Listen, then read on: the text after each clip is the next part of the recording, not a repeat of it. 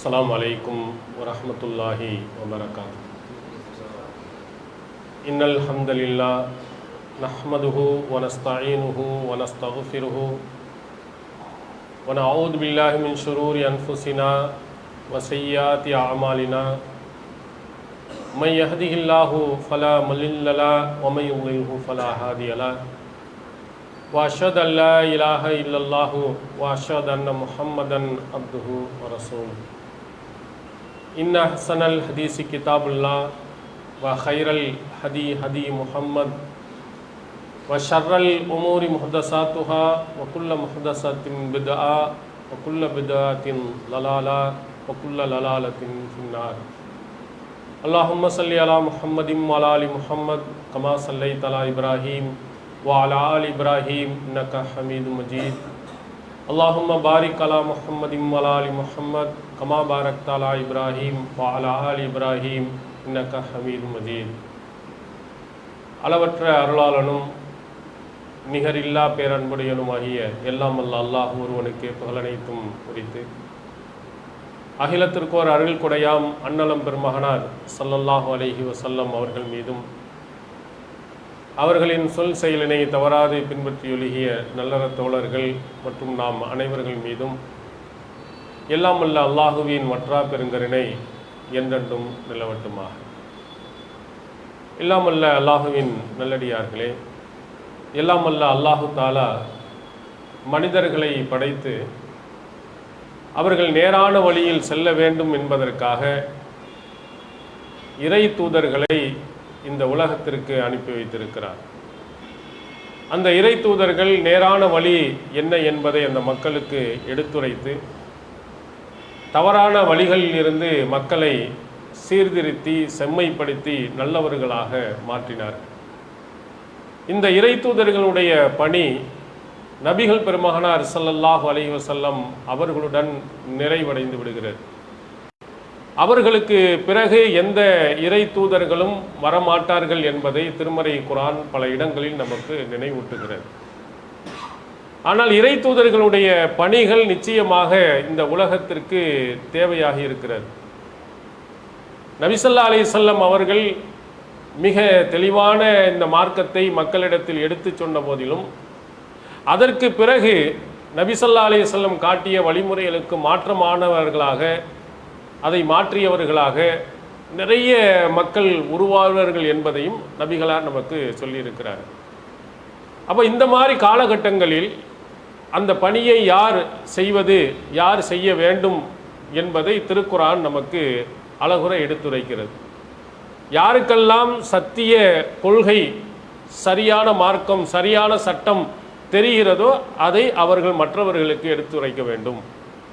தவறுகள் என்று தெரியுமானால் அதை யாருக்கெல்லாம் தவறு என்று தெரிகிறதோ அவர்கள் அதை திருத்தி அவர்களை சரிபடுத்த வேண்டும். நபிகளார் அவர்கள் ஹஜ்ஜத்துல் விதாவில் ரொம்ப சுருக்கமான வார்த்தையில் நமக்கு சொன்னார்கள், பல்லிகு அன்னி வலவ் ஆயா. ஒரே ஒரு ஆயத்து, ஒரே ஒரு சிறிய ஒரு செய்தி இருந்தாலும் அதை அடுத்தவர்களுக்கு எடுத்து சொல்லிவிடுங்கள். இப்போ எல்லா பொறுப்புகளும் இந்த உண்மையான கொள்கையை அறிந்தவர்கள் மீது சுமத்தப்பட்டிருக்கிறது. அதில் குறிப்பாக திருமறை குர்ஆன் சொல்கிறது, வல் தக்கும் மின்கும் உம்மத்துன் யதுஊன இலல் கைர் வ யஅமுரூன பில் மஅரூஃப் வ யன்ஹவுன அனில் முன்கர் வ உலாயிக ஹுமுல் முஃப்லிஹூன். உங்களில் ஒரு கூட்டத்தினர்கள் நன்மையின் பக்கம் அழைப்பவர்களாக, நல்லதை ஏவுபவர்களாக, தீயதை தடுப்பவர்களாக இருக்கட்டும், இவர்களே வெற்றியாளர்கள் என்று திருக்குர்ஆன் நமக்கு சொல்கிறது. நபிமார்கள் வராவிட்டாலும் உங்களில் ஒரு குழுவினர்கள் முழுநேர பணியாக நல்லதை ஏவுபவர்களாக, தீயதை தடுப்பவர்களாக இருக்க வேண்டும் என்ற கட்டளை, இது போன்ற கருத்துள்ள பல வசனங்கள் அல்லாஹ் திருக்குர்ஆனில் நமக்கு சொல்லியிருக்கிறார். இந்த குர்ஆனுடைய வசனங்கள், இதனுடைய கருத்தில் உள்ள வசனங்கள், நபிமொழிகளை படித்திருந்த நாம் இந்த உண்மையான சத்திய கருத்துக்களை தமிழகத்தில் நாம் வீரியமாக ஆரம்ப காலகட்டத்தில் எடுத்துரைத்திருக்கிறோம். அதற்காக அடி வாங்கியிருக்கிறோம், சொத்துக்களை இழந்திருக்கிறோம், உயிர்களை இழந்திருக்கிறோம். வீரியமான பணிகளை செய்து மக்களிடத்தில் இஸ்லாத்தினுடைய அடிப்படை திருக்குர்ஆனும் அல்லாஹ்வின் தூதர் காட்டிய வழிமுறைகள் தான் என்பதை நாம் பதிய வைத்திருக்கிறோம். ஆனால் இந்த பணிகள் காலம் செல்ல செல்ல நம்மிடத்தில் தொய்வடைந்து அதிலே ஆர்வம் காட்டாதவர்களாக பலர்கள் இருப்பதை நாம் பார்க்கிறோம். அதுக்கு முக்கியமான காரணம் என்னவென்றால், இந்த கொள்கையை வீரியமாக நாம் சொல்லி மக்களிடத்தில் எடுத்து சொன்ன நாம் சில மனிதர்களின் தவறுகளினால் நாம் என்ன செய்து விடுகிறோம், இரண்டாக பிரிகிறோம், நான்காக பிரிந்து விடுகிறோம். நம்மள்கிட்ட ஒற்றுமை இல்லாமல் பிரிந்து போவது நமக்கு ஒரு மன சோர்வை தந்து விடுகிறது, அதில் ஆர்வத்தை குறைத்து விடுகிறது. ஒரு சிலர்கள் முற்றிலுமாக அந்த பணியில் இருந்தே விலகி போய் விடுகிறார்கள். திருமறை குர்ஆன் நமக்கு இது தொடர்பாக என்ன வழிகாட்டுகிறது? கருத்து வேறுபாடுகள் வருமா வராதா? அனைவர்களும் ஒரே கருத்திலேயே இருந்து கொண்டே தான் இருப்பார்களா? இப்படி கருத்து வேறுபாடுகள் இருக்கின்ற பொழுது நாம் எப்படி நடக்க வேண்டும்? திருக்குர்ஆன் அழகாக நமக்கு சொல்கிறது, அமா கானன் நாசு இல்லா உம்மத்தம் வாஹிதா ஃபஹ்தலஃபு. இந்த மனித சமுதாயம் ஒரே சமுதாயமாகத்தான் இருந்தார்கள், ஆனால் அவர்கள் கருத்து வேறுபாடு கொண்டார்கள். எல்லாம் ஒன்றா இருந்துகிட்டே இருக்கும்போது திடீர் என்று அவர்களுக்கு இடையில் கருத்து வேறுபாடு ஏற்பட்டது குர்ஆன் சொல்கிறது. அப்போ இந்த கருத்து வேறுபாடுகளை அல்லாஹ் களைவதற்காகத்தான் இறை தூதர்களையும் வேதங்களையும் அல்லாஹ் தஆலா கொடுக்கிறான். ஃபபாஸல்லாஹு நபியீன முபஷ்ஷிரீன வ முன்திரீன். அல்லாஹ் தஆலா நற்செய்தி சொல்பவராகவும் எச்சரிக்கை செய்யக்கூடியவர் நபிமார்களை அல்லாஹ் தஆலா அனுப்பினான். வன்ஸல மஅஹுல் கிதாப பில் ஹக். அவர்களோடு சத்தியமான வேதத்தையும் அல்லாஹ் தஆலா கொடுத்தான். எதற்கால் யஹ்குமா பைனன் நாஸி ஃபீ மஹ்தலஃபு ஃபீ. அவர்கள் எதிலே கருத்து வேறுபாடு கொண்டிருந்தார்களோ அதை தீர்ப்பதற்காக இந்த வேதத்தையும் அல்லாஹ் தஆலா கொடுத்திருக்கிறார். கருத்து வேறுபாடு வரும், பிரச்சனைகள் கண்டிப்பாக வரும். இதில் எது சரி என்பதை தீர்வு காண்பதற்கு நீங்கள் இந்த வேதத்தை உரசி பாருங்கள். இந்த வேதத்தின்படி யார் நடக்கிறார்களோ அதுதான் சரியான கருத்து, அந்த கருத்திலே நீங்கள் இருந்து கொள்ளுங்கள் என்பதற்குத்தான் அல்லாஹ் இந்த வேதத்தையும் இறை தூதர்களையும் அல்லாஹ் கொடுத்திருக்கிறார். திருக்குர்ஆன் இன்னொரு இடத்தில் சொல்கிறான், ஃபஅத்தஸிமு பிஹப்லில்லாஹி ஜமீஆ வலா தஃபர்ரகு. அல்லாஹ்வினுடைய கயிற்றை நீங்கள் பற்றி பிடித்துக் கொள்ளுங்கள், நீங்கள் பிரிந்து விடாதீர்கள். நபிகளார் அவர்கள் அல்லாஹ்வுடைய கயிறு ஹப்லுல்லாஹி ஹுவல் குர்ஆன், அதான் அல்லாஹ்வுடைய வேதம் என்று நமக்கு சொல்லியிருக்கிறார். இறைவனுடைய வேதத்தை நல்லா பற்றி பிடித்தீங்கன்னா அந்த கருத்தை நீங்கள் பற்றி பிடித்துக் கொண்டு இருப்பீர்கள் என்றால் நிச்சயமாக நீங்கள் என்ன செய்ய மாட்டீர்கள், பிரிய மாட்டீர்கள். அந்த கருத்தின்படி நீங்கள் நடந்து கொண்டே இருப்பீர்களே, ஆனால் உங்களிடத்திலே கருத்து வேறுபாடுகள் வராது. குர்ஆனுடைய அறிவுரைகளை எப்பொழுது நாம் மறக்கிறோமோ, குர்ஆனுடைய அறிவுரைகளில் இருந்து நாம் எப்போது விலகி போகிறோமோ, அங்கே நம்மிடத்தில் கருத்து வேறுபாடு வரும். திருக்குர்ஆன் அழகாக சொல்கிறது. நசாரா கிறித்தவர்களை பற்றி சொல்லும் பொழுது, அந்த கிறித்தவர்களுக்கு அல்லாஹு தஆலா பகைமையையும் அதே போன்று வெறுப்புணர்வையும் மறுமை நாள் வரையிலையும் அல்லாஹு தஆலா ஏற்படுத்தி வைத்திருக்கிறார். எதற்காக வேண்டி? அலம்மா நசு ஹல்லன் மிம்மா திக்ரு பிஹி ஃபஅக்வைனா பைனஹுமுல் அதாவத வல் பக்லா இலா யௌமில் கியாமா. நாம் அவர்களுக்கு சொன்ன அறிவுரைகளில் ஒன்றை, ஒரு பகுதியை அவர்கள் மறந்தபோது அவர்களுக்கிடையே பகைமையையும் வெறுப்பையும் மறுமை நாள் வரையிலேயும் நாம் ஏற்படுத்தி விட்டோம். எதுக்காண்டி அல்லாஹ் தஆலா அந்த கருத்து வேறுபாடை உள்ள கொண்டு வர்றான்? குரோதத்தை ஏன் கொண்டு வருகிறான்? பிரச்சனையை ஏன் அல்லாஹ் தஆலா கொண்டு வருகிறான்டா, இறைவனுடைய வேதத்தில் உள்ள அவன் சொன்ன அந்த அறிவுரைகளை அவர்கள் மறந்து விட்டார்கள். ஒரு சிலதை மட்டும் எடுத்துக்கொள்வது, ஒரு சிலரை அவர்கள் விட்டு விட்டார்கள். அதன் காரணத்தினால் நசாராக்களுக்கு மத்தியிலே பகைமை உணர்வை மறுமை நாள் வரையிலையும் அல்லாஹ் ஏற்படுத்தியிருப்பதாக அல்லாஹ் சொல்கிறார். அப்போ இந்த கருத்து வேறுபாடு என்பது இருக்கிறதே, சிலருடைய பொறாமையின் காரணத்தினால், பதவி ஆசையின் காரணத்தினால், ஏதோ ஒரு காரணத்தினால் கண்டிப்பாக ஏற்பட்டு கொண்டே இருக்கும். எங்கே கருத்து வேறுபாடு இல்லாமல் அனைவர்களும் ஒற்றுமையாக இருப்பான்னா, இறைவனின் பேரருள் யாருக்கு கிடைக்கும்? அவங்களுக்கு மட்டும்தான். லா யஸாலூன முஹ்தலிஃபீன இல்லா மன் ரஹிம ரப்புக்.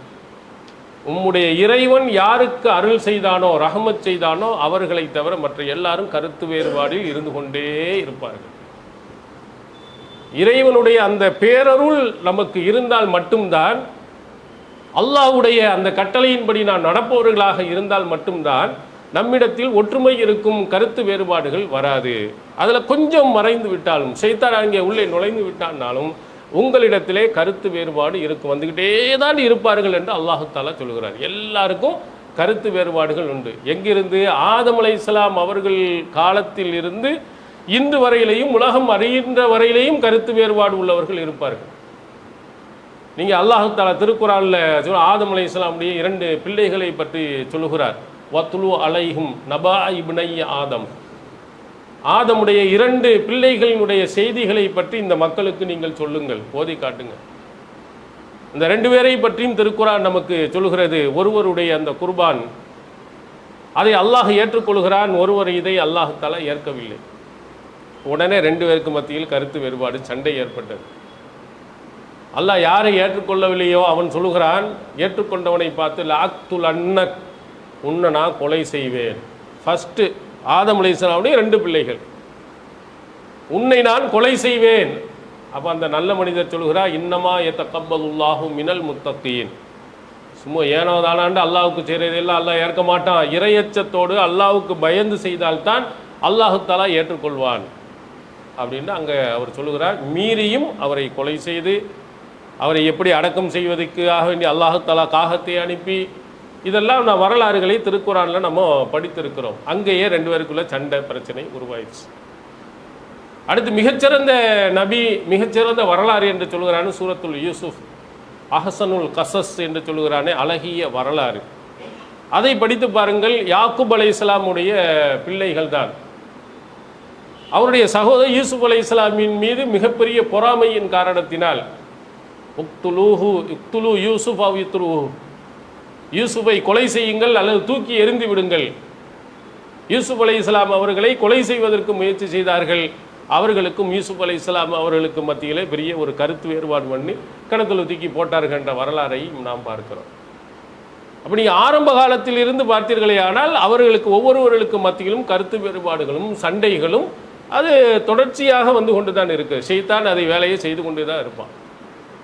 இந்த நேரத்தில் ஒரு சிலருக்கு உள்ளே புகுவார்கள், பார்த்தீர்களா மதுஹபை சார்ந்தல் எங்கேயாவது சண்டை இருக்கா, எங்கேயாவது பிரச்சனை இருக்கா? இங்கே பாருங்கள், ஒன்றாங்க 9 ஆகிட்டாங்க, 10 ஆகிட்டாங்க, நாங்கள் தான் ரொம்ப ஒற்றுமையாக இருக்கிறோம் அப்படின்ட்டு சொல்வார்கள். ஆனால் அவங்க உண்மையிலேயே ஒற்றுமையாக இருக்கிறார்களா இல்லையா? திருக்குர்ஆன் அழகாக சொல்லுகிற ரசூல் ஸல்லல்லாஹு அலைஹி வஸல்லம் காலத்தில் முஷ்ரிக்கீன்கள் இருந்தாங்க, யூதர்கள் இருந்தார்கள், கிறிஸ்தவர்கள் இருந்தார்கள். இவர்களை எல்லாம் பார்க்கும் பொழுது எப்படி இருக்குன்னா, அல்லாஹ் சொல்லுகிறான் தஹ்சபுஹும் ஜமீஆ, எல்லாம் ஒற்றுமையாக இருக்கிற மாதிரி உனக்கு நீ நினைப்ப. குலூபுஹும் ஷத்தா, அவர்களுடைய உள்ளங்கள் வேறுபட்டு இருக்கின்றன. பாசுஹும் பைனஹும் ஷதீத், அவர்களுக்கிடையில் பொறாமையும் விரோதமும் கடுமையாக இருக்கிறது. வெளியே காட்டிக்கிறாம என்ன செய்தான் இருந்து கொண்டு இருக்கிறான். எல்லாருக்கும் மத்தியில் பயங்கர வெறுப்புணர்வு அவர்களுக்கு மத்தியில் இருக்கத்தான் செய்கிறது. எப்படி இருக்கிறது? அவரிடத்தில் எவ்வளவு கருத்து வேறுபாடுகள் இருக்கிறது. அந்த புத்தகங்களை நீங்கள் படித்திருப்பீர்களே ஆனால், மதுகு சார்ந்த புத்தகங்களை நீங்கள் படித்திருப்பீர்களானால் கண்டிப்பாக அதில் எத்தனை கருத்து வேறுபாடுகள் அந்த அறிஞர்களுக்கு மத்தியில் இருக்கிறது என்பதை நீங்கள் பார்த்திருக்கலாம். இப்போது ஹனஃபி மதுஹபிலே மிக முக்கியமான ஒரு நூல் ஹிதாயா, மதரசாக்கள்லாம் பாடத்திட்டத்தில் வைத்திருக்கிறாங்க, 4 பாகத்தை கொண்டது, நாங்கள்லாம் படித்திருக்கிறோம். அதில் போய் நீங்கள் படித்து பாருங்கள், எந்த பக்கத்தை வேணாலும் நீங்கள் எடுத்து பாருங்கள், கருத்து வேறுபாடு இல்லாத ஒரு பக்கம் இருக்கு. அபு ஹனிஃபா ஒன்று சொன்னால் அவருடைய மாணவர் முகமது இன்னொன்னை சொல்லுவார். முகமது ஒன்றை சொன்னாரேயானால் அவருடைய இன்னொரு மாணவர் அபு யூசுப் இன்னொன்னை சொல்வார். 3 பேருமே ஒரு கருத்தை சொன்னார்கள் என்று சொன்னால் அதே ஹனஃபி மதுஹபை சார்ந்த ஜுஃபர் என்பவர் அதுக்கு மாற்றமாக சொல்லுவார். ஹிலாஃபன் லி ஜுஃபர், ஜுஃபர் இமாமுக்கு மாற்றமாக. இப்படி 1, 2 அல்ல, ஏராளமான சட்டங்களில் அவர்களுக்கு மத்தியில் கருத்து வேறுபாடு. உதாரணத்துக்கு ஒன்று உங்களுக்கு சொல்லுகிறேன். அல் மாவுல் முஸ்தாமல், பயன்படுத்தப்பட்ட தண்ணீர். நம்ம ஒரு வாளியில் தண்ணீர் இருக்குது, அதில் ஒளி செஞ்சிட்டோம். ஒருவர் ஒளி செய்து விட்டார் என்று சொன்னால் அந்த தண்ணீரை நாம் ஒளி செய்வதற்கு மற்றவர்கள் பயன்படுத்தலாமா? இப்போ இது பயன்படுத்தப்பட்ட தண்ணீர் பயன்படுத்துவதற்கு அனுமதியா இல்லையா? நீ அந்த புத்தகத்துடைய முகம்மது சொல்லுவார், தாஹிருன் கைரு தஹூர், இந்த தண்ணி சுத்தம், ஆனால் அது சுத்தப்படுத்தாது. அது சுத்தம்தான், ஆனால் ஒளி செஞ்சு உங்களை தூய்மைப்படுத்தாது. இது அபு ஹனீஃபாவினுடைய ஒரு கருத்துமாகும் அப்படின்னு எழுதி வச்சிருப்பாங்க. அபு யூசுப் அவர் என்ன சொல்லுகிறார் இந்த தண்ணியை பற்றி? இது நஜிசுன், இது அசுத்தம். இப்படியும் அபு ஹனீஃபா சொல்லியிருக்கிறார். அபு ஹனீஃபாவுடைய இன்னொரு அறிவிப்பில் நஜிசுன் கலீலத்து, ரொம்ப மோசமான ஒரு நஜிஸு. இதில் 2 பேர் கருத்து சொன்னால் பரவாயில்லை. அபு ஹனீஃபாவை என்ன சொல்கிறார்? ஒரு கருத்தின்படி தூய்மை, ஆனால் அது தூய்மை ஆக்காது, சுத்தம் ஆனால் சுத்தம் செய்யாது. இன்னும் இதே அபு ஹனீஃபா இன்னொன்று என்ன சொல்கிறார்? இல்லை இல்லை இது நஜிஸு அப்படின்னு சொல்லி அவர் பெயரிலேயே அவர் சொன்ன கருத்தே நேர்முரண், சுத்தம் என்று ஒரு இடத்தில் சொல்கிறார், இன்னொரு அறிவிப்பில் பார்த்தோம்னா நஜிஸ் என்று சொல்லுகிறார். இதெல்லாம் புத்தகத்தில் எழுதி வைத்திருக்கிறாங்க, இதையெல்லாம் நமக்கு படித்து கொடுத்திருக்கிறாங்க. எவ்வளவு கருத்து வேறுபாடுகள் என்று பாருங்கள். ஒரு இதிலேயே ஒரே கருத்தில் பல கருத்து வேறுபாடு, அதிலேயே ஒருவருடைய கருத்து என்ன என்பதிலேயும் கருத்து வேறுபாடு. இப்படி ஏராளமான சட்டங்கள் அவர்களுக்கு இடையில் என்ன செய்கிறது இருக்கிறது. ஷாஃபி மதுஹபை நீங்கள் எடுத்து பாருங்கள். அத்தஹியாத்தில் விரல் அசைப்பது, விரல் அசைக்கணுமா அசைக்கக்கூடாது, அசைப்பதில் உள்ள கருத்து என்னென்னா 3 கருத்து அதில் இருக்கிறது. விரலை அசைப்பது மக்ரூஹ், ஒரு ஆள் விரலை அசைச்சான்னா அது வெறுக்கப்பட்டது.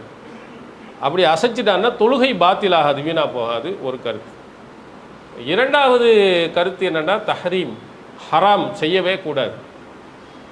3வது கருத்து அறிஞர்கள்ட்ட அவங்க 3வது கருத்து யுஸ்தஹப்பு தஹரீகுஹா, அந்த விரலை அசைப்பது முஸ்தஹப்பாகும், விருப்பத்திற்குரியப்பட்டதாகும், விருப்பத்திற்குரிய சிறந்தது, விரலை அசைக்கணும். இதே ஷாஃபி மதுஹபை சார்ந்த அபு தய்யிப், அபு தாஹிர், இன்னும் ஆஹரூன், இன்னும் பலர்கள் இந்த கருத்தை சொல்லியிருக்கிறார்கள். ஏன் சொல்லியிருக்காங்கன்னா, வாயில் இப்னு ஹுஜர் ரலியல்லாஹு அன்ஹு அவருடைய ஆதாரபூர்வமான ஒரு ஹதீஸ் இருக்கிறது. ரஅய்துஹு யுஹர்ரிகுஹா, அல்லாஹ்வின் தூதர் அவர்கள் இந்த ஆள்காட்டி விரலை அசைப்பதை நான் பார்த்திருக்கிறேன் என்று நபி ஸல்லல்லாஹு அலைஹி வஸல்லம் அவர்கள் செய்ததை வாயில் இப்னு ஹுஜர் ரலியல்லாஹு அன்ஹு அவர்கள் ஹதீஸில் இருக்கிறனால இதை அடிப்படையாக வைத்து ஒரு சில அறிஞர்கள் ஷாஃபி மதுஹபை சார்ந்தவர்கள் முஸ்தஹப் என்று சொல்லியிருக்கிறார்கள். இது ஷாஃபி மதுஹபின் பிரசித்தி பெற்ற நூலான இமாம் நவவி அவர்கள் நூலான அல் மஜ்மு ஷரஹுல் முஹzzப் அந்த நூலில் எழுதப்பட்டிருக்கு. இப்போ ஷாஃபி மதுஹபினுடைய அறிஞரின் கருத்து என்ன? ஒரு ஆள் மக்ரூங்கிறாரு, ஒரு ஆள் ஹராம்ங்கிறாரு, ஒரு ஆள் முஸ்தஹப்ங்கிறாரு. ஒரே காரியத்தை 3 விதமான ஃபத்வாக்கள்.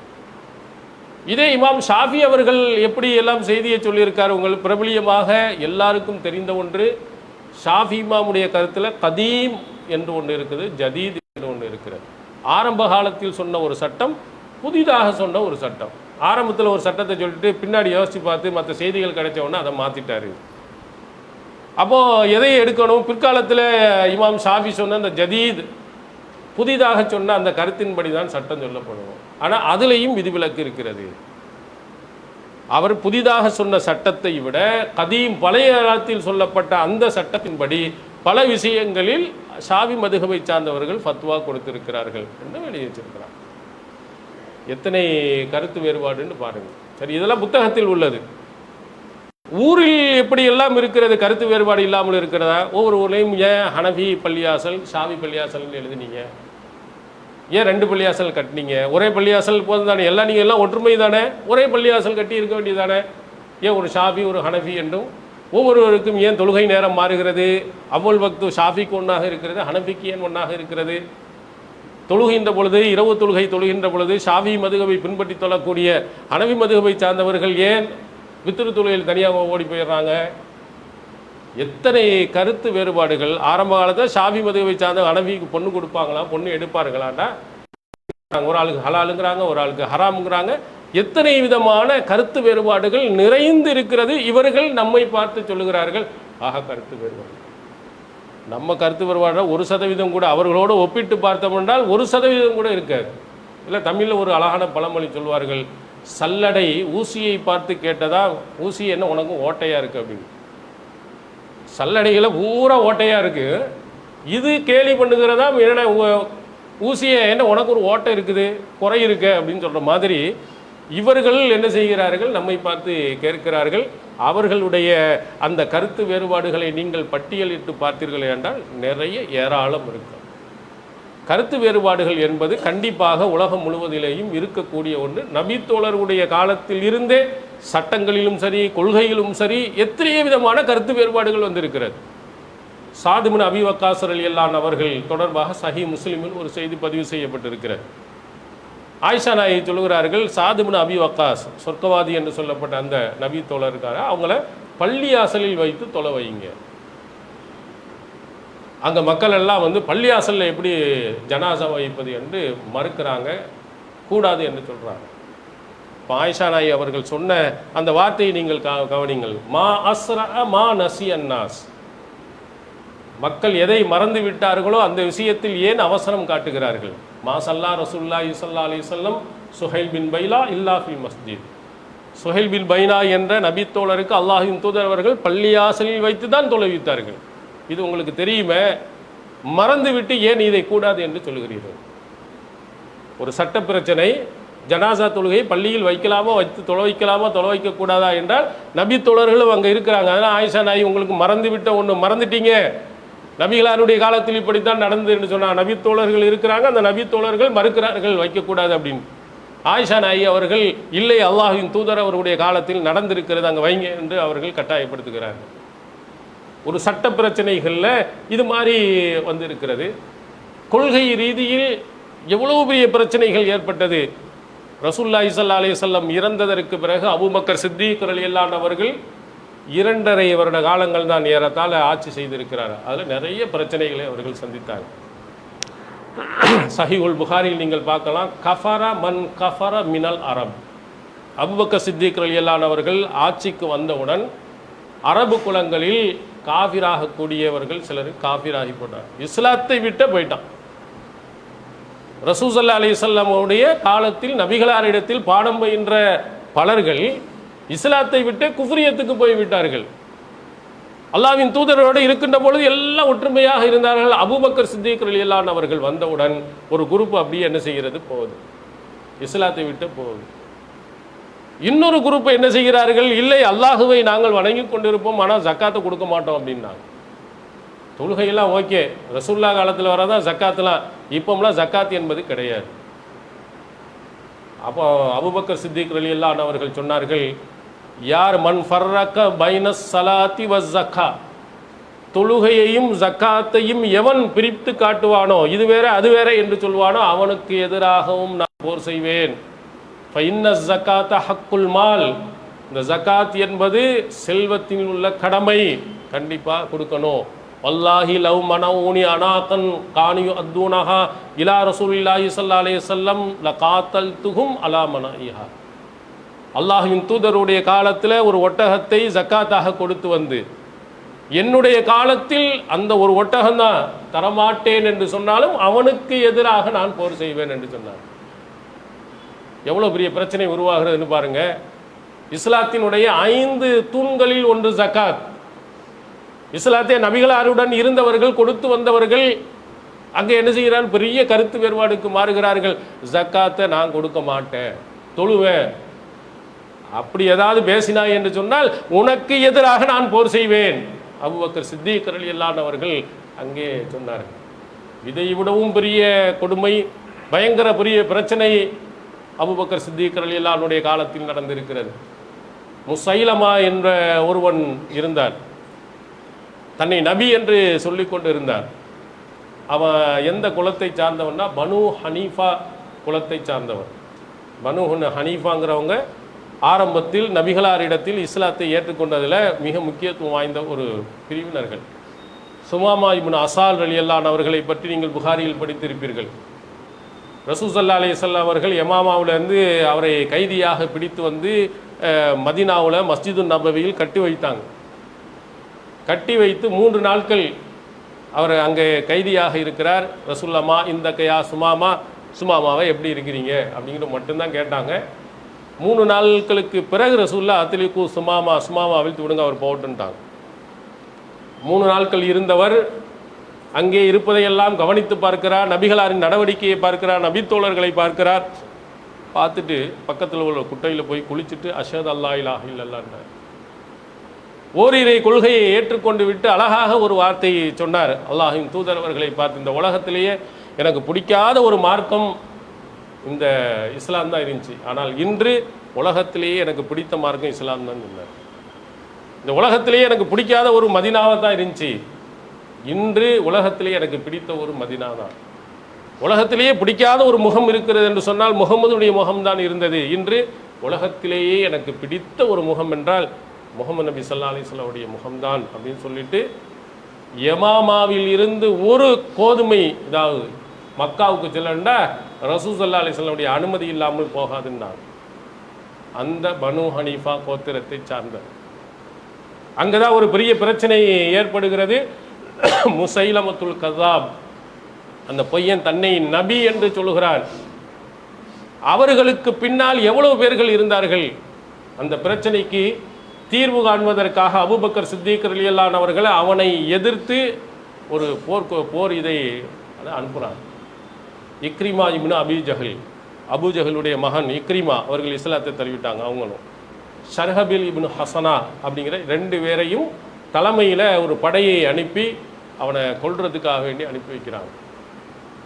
ஆனால் அல் பிதாயா வன் நிஹாயா என்ற நூலில் பதிவு செய்யப்பட்டிருக்கு, லம் யகூமா பனு ஹனீஃபா, லம் யகூமா பனி ஹனீஃபா, பனி ஹனீஃபா கூட்டத்துக்கு முன்னால் இவர்களால் நிற்க முடியவில்லை.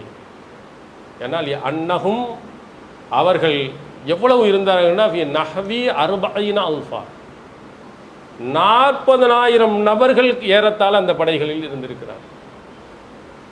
ஒருத்தர் இல்லை, 2 பேர்கள் இல்லை, 3 நபர்கள் இல்லை, எத்தனை பேர்கள்னா 40,000 பேர்கள் முஸ்லிம்களாக இருந்தவர்கள், இஸ்லாத்தை ஏற்று இருந்தவர்கள். அவர்கள் எவன் பின்னால் போய்விட்டார்கள்? தன்னை நபி என்று சொல்ல முசைலமாவுக்கு பின்னால் போய்விட்டார்கள். இவங்க 2 பேரும் இவருடைய படைகளினால் அவர்களை தாக்கு பிடிக்க முடியவில்லை. பிறகுதான் ஹாலித் இப்னு வலீத் ரலியல்லாஹு அன்ஹுடைய தலைமையில் போய் வெற்றி கண்டார்கள். இது வரலாறு நமக்கு சொல்லுகிறது. எவ்வளவு பெரிய பிரிவினை என்று பாருங்கள். ஒரு கூட்டம் எந்த பகுதிகளுக்கு மொத்தமாக போய்விட்டது என்று பாருங்கள். இப்படி மொத்தமாக நம்ம போய்விட்டதின் காரணத்தினால் அந்த கொள்கை தவறானது என்று நம்ம முடிவு செய்ய மாட்டோம். அபூபக்கர் சித்திக் அவர்கள் இருந்த அந்த கொள்கை, அல்லாஹ்வின் தூதர் அவர்கள் காட்டி தந்த அந்த கொள்கை, ரசூல் ஸல்லல்லாஹு அலைஹி வஸல்லம் அவர்கள் இருக்கின்ற வரையிலேயும் சரியாக இருந்தது. அதற்கு பிறகு 2-3ஆக பிரிந்தது. எனவே நபிகளார் காட்டிய அந்த கொள்கை தவறு, எனவே அதை நான் சொல்ல மாட்டேன், அதை பேச மாட்டேன், அதுக்கு அர்ப்பணியும் செய்ய மாட்டேன் என்று நாம் சொல்வோமா?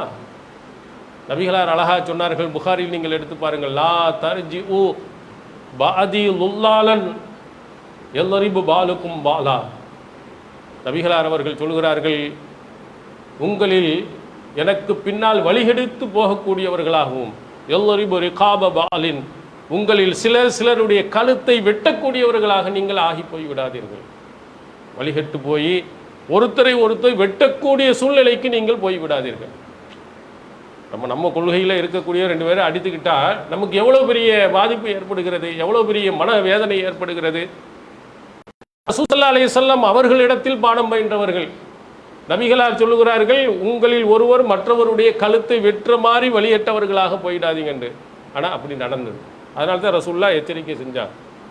உஸ்மான் ரலியல்லாஹு அன்ஹு அவர்களை கொன்றவர்கள் யார்? மாற்று மதத்தை சார்ந்தவர்களாக வந்து கொண்டார்கள். அதே மாதிரி சிஃபீன் போர்க்களங்கள் யாருக்கும் நடந்தது. அதிலே கொல்லப்பட்டவர்கள் எல்லாம் யார்? மாவியா ரலியல்லாஹு அன்ஹு அவர்கள் யார்? அலி ரலியல்லாஹு அன்ஹு அவர்கள் யார்? 2 பேருமே நபி தோழர்கள் தானே. அதே மாதிரி ஜமல் யுத்தம் நடந்தது, அது யாருக்கும் நடந்தது. இவையெல்லாம் வரலாறுகளை நீங்கள் புரட்டி பாருங்கள். எல்லா நபி தோழர்கள் நபிகளாரிடத்தில் பாடம் பயின்றவர்கள் தான். அவர்கள்ட்டையும் கருத்து வேறுபாடு பிரச்சனைகள் ஏற்பட்டு வந்தது. அதன் காரணத்தினால் அந்த கொள்கை தப்புன்னு வராது. அவர்கள் ஏதாவது ஒரு காரணங்களாக இருக்கலாம், அல்லாஹ் தஆலா அவருடைய பாவங்களை மன்னிக்கலாம். ஆனால் இப்படிப்பட்ட ஒரு காட்டங்களை நாம் சந்திக்கக்கூடிய நேரத்தில் கருத்து வேறுபாடே வராமல் இருக்கணும். இருப்பது சிறந்தது, அது எந்த மாற்று கருத்தும் இருக்க முடியாது. ஆனாலும் மனிதனுடைய உள்ளங்கள் பலதரப்பட்டதாக இருக்குது. இப்படியே கருத்து வேறுபாடுகள் நிறைய பேர்கள் இருப்பாங்க. இதுக்கு வேணாலும் கருத்து வேறுபாடுகள் வரலாம். அதன் காரணத்தினால் உண்மையான கொள்கையாக இருக்கக்கூடிய குர்ஆன் ஹதீஸிலிருந்து நாம் விலகவும் கூடாது, அந்த பிரச்சாரத்தை விட்டுவிடவும் கூடாது. இது மாதிரி வரக்கூடிய காலகட்டங்களில்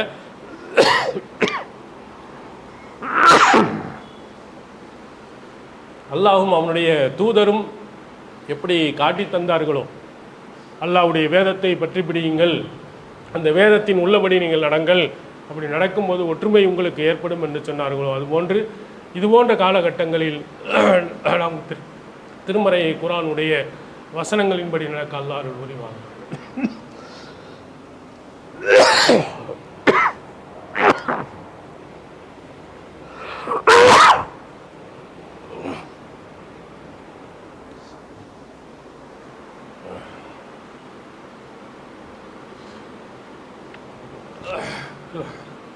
அல்ஹம்துலில்லாஹ். நபிகள் பெருமானார் ஸல்லல்லாஹு அலைஹி வஸல்லம் அவர்கள் இது போன்ற கருத்து வேறுபாடு மக்களிடத்தில் வரும் என்பதை அறிந்தவர்கள் தஹஜ்ஜத் தொழுகையில் எழும்போது ஒரு துவாவை கேட்டிருக்கிறார். இது சஹீஹ் முஸ்லிமில் இடம்பெற்றிருக்கிறது. இஹ்தினி லிமஹ்துலிஃபு ஃபீஹி மினல் ஹக்கி பிஇذنிக் இன்னக தஹ்தி மன் தஷாஉ இலா சிராத்தின் முஸ்தகீம். அந்த செய்திக்கு முன்னால் ரசூல் ஸல்லல்லாஹு அலைஹி வஸல்லம் சொன்னாங்க, மக்களில் கருத்து வேறுபாடு கொண்டதினுடைய தீர்ப்பை யா அல்லாஹ் நீ தான் மறுமை நாளில் தீர்ப்பு வழங்குவா. யார் சொன்னது கரெக்டு, யார் கரெக்டாக நடந்தாங்கிறது நீ மறுமையில் காட்டிடுவ. ஆனாலும் எனக்கு எதில் மக்கள் கருத்து வேறுபாடு கொண்டு இருக்கிறார்களோ அதில் சரியான வழியை எனக்கு நீ காட்டு. இஹ்தினி லிமஹ்துலிஃபு ஃபீஹி மினல் ஹக்கி பிஇذنிக். எதில் கருத்து வேறுபாடு மக்களிடத்தில் இருக்குதோ யா அல்லாஹ் அதில் எது சரியானதோ அந்த சரியான வழியை எனக்கு காட்டு. ஆனால் நீ தான் நாடியவர்களை நேரான வழியில் நீ செலுத்துகிறாய். அவன் நாடிட்டான்டா அவ்வளவுதான். நேர்வழி இருந்தால் கண்டிப்பாக நேர்வழியில் இருப்பான். நல்லா வழியேட்டுன்னு நான் நினச்சிட்டான்டா அவ்வளவுதான். அதனால் தான் ரசூல் ஸல்லல்லாஹு அலைஹி வஸல்லம் யாமு கல்லிபல் குலு சப்பித் கல்வி அலா தீனி, கல்புகளை புரட்டக்கூடியவனே உன்னுடைய தீனிலேயே என்னை நிலைவரச் செய்து அல்லாஹ்விடத்தில் துவா செய்வாங்க. அதே மாதிரி இந்த தஹஜ்ஜத் தொழுகையில் எழும்போது ரசூலுல்லாஹ் கேட்குறாங்க, மக்கள் எதில் கருத்து வேறுபாடு கொண்டிருக்காங்களோ அதில் எது சத்தியமோ அதை எனக்கு காட்டுன்னு சொல்லியிருக்காங்க. அது மாதிரி நாமும் நம்முடைய வாழ்நாளில் கருத்து வேறுபாடுகள் பிரச்சனைகள் ஏற்படுமானால் அந்த படைத்த இறைவனிடத்தில் பிரார்த்தனை செய்து கருத்து வேறுபாடுகளிலிருந்து நீங்கி உண்மையான சத்திய கொள்கையான திருமறை குர்ஆன் நபிமொழியின் அடிப்படையில் நாமும் நடப்பவர்களாகவும் மற்றவர்களை அந்த வழியின் பக்கம் அழைப்பவர்களாகவும் எல்லாம் அல்லாஹ் தஆலா அருள் புரிவானாக. வாஹிர் தாவானா.